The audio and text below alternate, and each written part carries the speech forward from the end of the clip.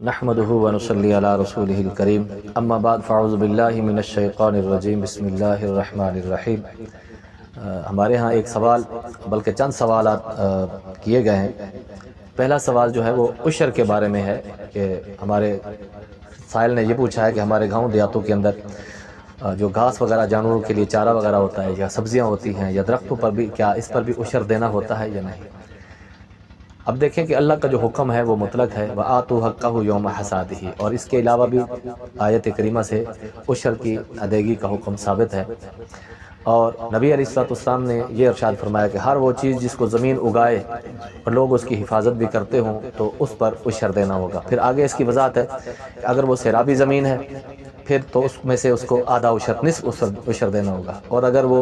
بارانی زمین ہے یعنی کہ قدرتی پانی سے، بارش کے پانی سے اگتی ہے تو اس میں کیونکہ اس کے اخراجات کم ہوتے ہیں اس لیے اس کا مکمل یعنی 10واں حصہ دینا ہوگا۔ یہاں پر باقی رہی چارے کی،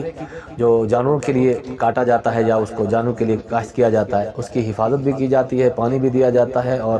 لوگوں کو کاٹنے سے یا خراب کرنے سے روکا بھی جاتا ہے، تو لہٰذا اس کی طرف لوگوں کی باقاعدہ زمین کو تیار بھی کیا جاتا ہے۔ اس لیے اس پر جب کاٹیں گے، چاہے 1 مہینے کے بعد کاٹیں یا 2 مہینے کے بعد کاٹیں، جب بھی فصل تیار ہو جائے تو اس کا عشر دینا ہوگا۔ اسی طرح سبزیوں کا عشر بھی مالک نے خود ادا کرنا ہے۔ کہیں کہیں کتابوں میں لوگ پڑھتے ہیں تو پھر ان کو مغالطہ ہو جاتا ہے کہ سبزیوں پر عشر نہیں ہے۔ اس کا مطلب یہ ہے کہ سبزیوں پر عشر کوئی عامل جو ہے وہ وصول کرنے کے لیے نہیں آئے گا، کیونکہ عامل جب وصول کرنے کے لیے آئے گا پھر وہ ساتھ لے کر جائے گا، جب تک بیت المال تک پہنچے گا تو وہ خراب ہو جائیں گی، اس لیے جو مالک ہے وہ خود ادا کرے گا۔ یہ نہیں ہو سکتا کہ سبزیوں پر یا چارے پر اس کا عشر وغیرہ نہ ہو، عشر اس پر بھی لازم ہے لیکن مالک خود اپنے طور پر ادا کرے گا۔ اپنے علاقے کے اندر جو مستحق لوگ ہیں ان تک سبزی پہنچا دے یا چارہ ان تک پہنچا دے، یا پھر ان کی مالیت جتنی وہ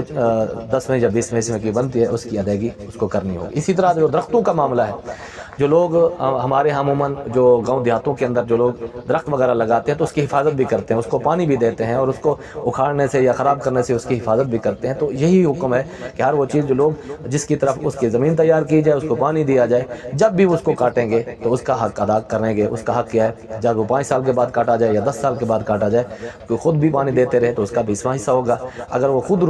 ہوا اور پھر اس کی حفاظت کے لیے اس نے باڑ لگا دی اپنے رقبے کے اندر، اس کو پھر کاٹا نہیں ہے، اس کو بڑا ہونے دیا، پھر اس کی حفاظت کرتا رہا، وہ جیسے ہی پانی فصل کو لگتا وہ لگتا رہا، کیونکہ وہ خود گویا کہ پانی دیتا رہا ہے اس کو، تو اس کا بھی 20واں حصہ ہوگا۔ باقی